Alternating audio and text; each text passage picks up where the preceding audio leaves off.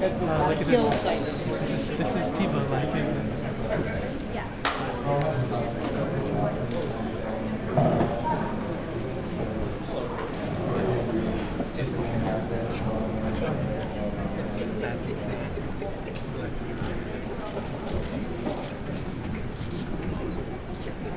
I guess you're all ready. He said he's got about 5 minutes or so. Now we're just kidding. Take your time.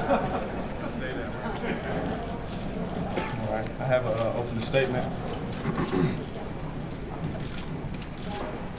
First and foremost, I understand that my obligation is to be the best possible football player that I can be. I know and believe that. The recent comments were made during the announcement of my new endorsement partnership. I was making the point that I want to be the best possible ambassador for them, just like I want to be the best possible ambassador for whatever team I am lucky enough to play for. I'm excited to compete this week, and you will see me doing everything possible to become the best player that I could possibly be. And first and foremost, I'm blessed to be in this whole situation, and I couldn't be in a better place right now than I am right now. Dan, talk about what made you get Warren Moon as an advisor? Just having Warren is a person that I first off look up to, and Warren has been special for me just to be a hands-on person to say his experiences during this time that he was going through. I call Warren, text him, and he's always available. No matter what the occasion is, his first ears first, and then he tells me what he feels like his best advice would be. Why did you feel the need to have an opening statement about the comments that you made earlier this week, and what type of response were you getting to them when you talked about being an entertainer tonight? Well, for me, seeing how it did happen, I felt it was somewhat misunderstood, and it was partly my mistake of not making myself clear, and that was my fault.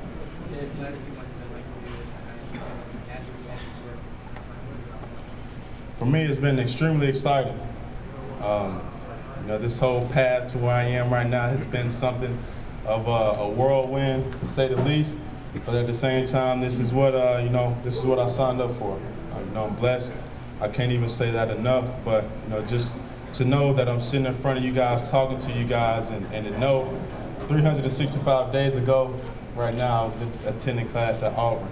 Even the Auburn fans didn't even know what they was getting this time last year. So it's a wonder what God can do in a person's life this fast. Can you take us through the decision-making process to grow at the combine and do everything that you decided to do this week? Well, my biggest thing right now is to prepare for the NFL.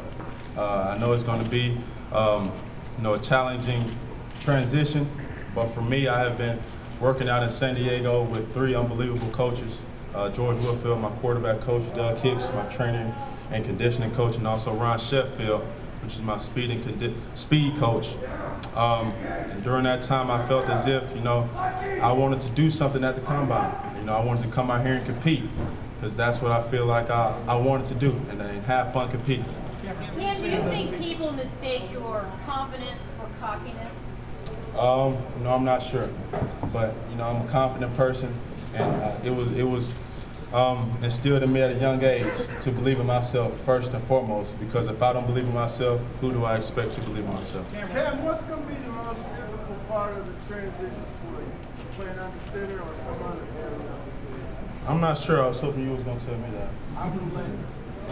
But, for me, I'm just going to continuously to keep working on my craft, and that's to become the best quarterback possible during this transition. Obviously, everybody knows that Cam has been in a spread offense, and I have been trying to work as much as possible on trying to be fluent in coming from under center with the 3-step game, the 5-step, also the 7-step drop. And me and George has been working day and night in the film room, on the chalkboard, or on the field throwing routes.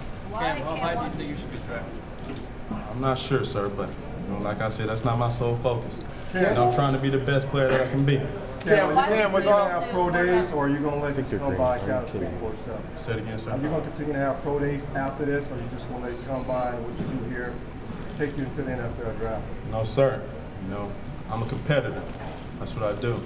And for anybody to know me, they know that I like to compete.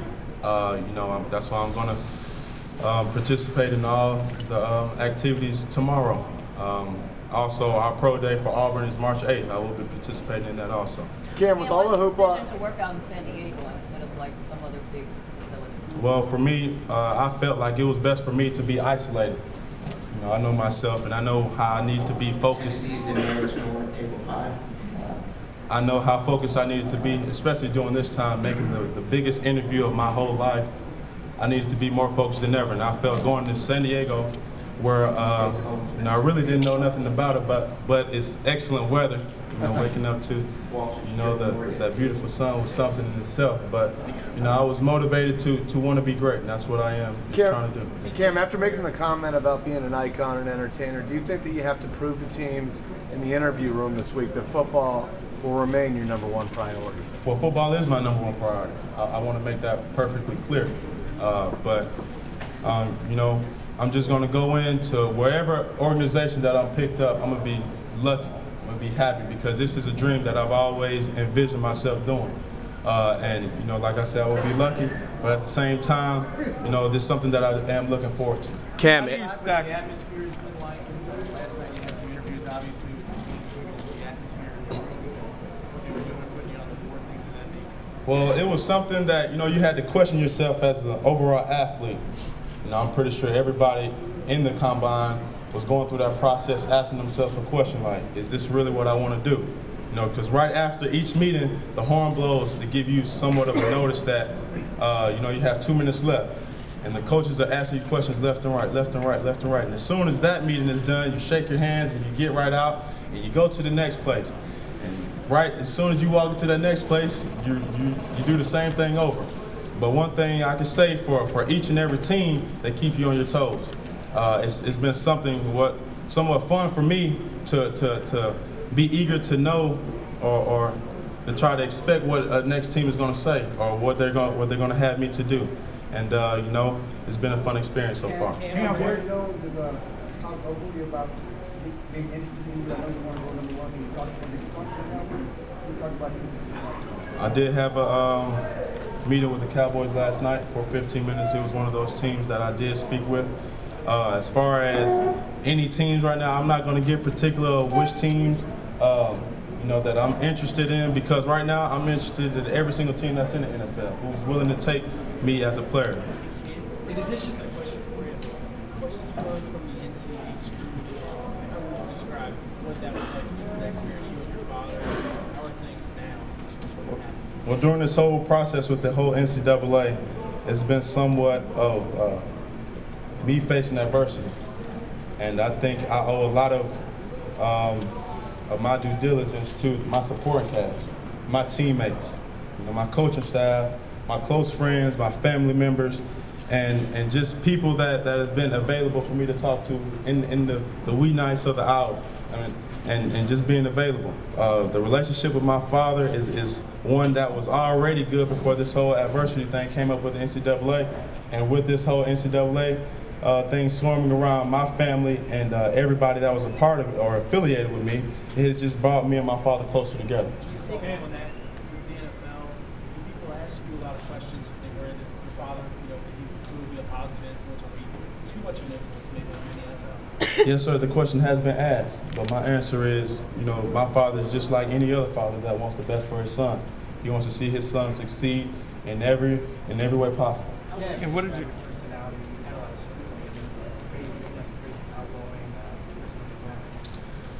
Well, for me, my biggest thing is, at this combine is to compete, to go against the best athletes in America, collegiate athletes in America.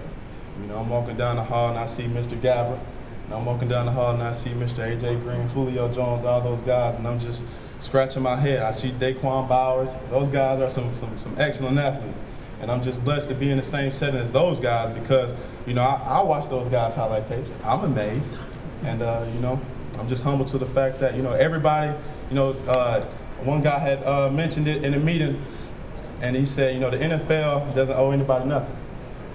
With Cam Newton or without, the NFL will be You know, and I'm just honored to have this opportunity to be going into the NFL. Cam, what do you say to a team that people have questions about, your character, your past, days of Florida? What do you say to them about that? What do you say to anybody who has questions about your character or things in your past?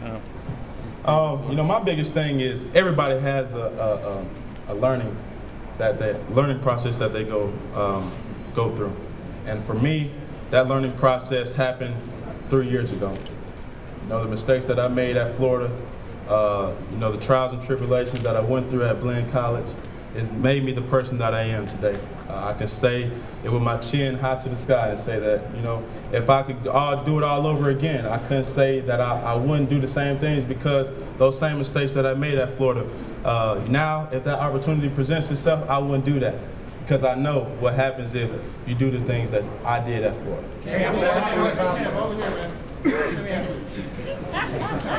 Are you kidding me? What have you learned about the personality and the expectation of being a quarterback as the face of the franchise?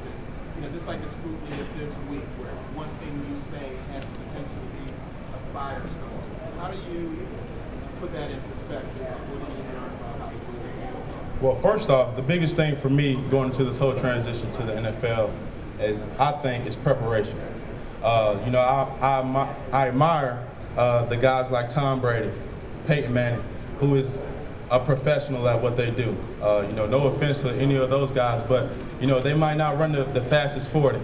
They may not jump the highest in this year's combine. They might not jump the farthest in the broad jump. But I guarantee you, from what I've heard from their teams, you're not going to outwork them. They're in the film study, or they're watching film right before the offensive coordinators watching film. So I respect that in somebody that treats their job, like they go about each and every day handling it. You mentioned the mistakes that Florida, not sure specifically what you're talking about, but I've heard two things. You did steal the laptop, and they stole things out of the teammates' line. Just either of those first. Sir, I'm gonna let you know right now, what I did in the past is in the past. My sole focus is to perform at this year's combine. I'm not going to entertain anything that happened in my past. I'm all about the future. And I'm trying to prepare today to make my future as best as I can be. Andy Kent. Last question. I really don't know. I think what sets a lot of people apart from each other is a lot of things that separate a lot of people is first off being accepted to the combine. I'm one of the lucky few guys that had this opportunity. I'm looking at Ryan Mallett, and he's a big guy. And I played against him this year, and he makes some unbelievable throws. I'm just going to continuously work on my craft throughout the day to make me a better person. I'm not really focused on, comparing myself to this person, comparing myself to that person. But I'm just going to continue to focus on Cam Newton and try to make him the best person that he can be. Did you meet Buffalo last night? And what? Thanks, Cam.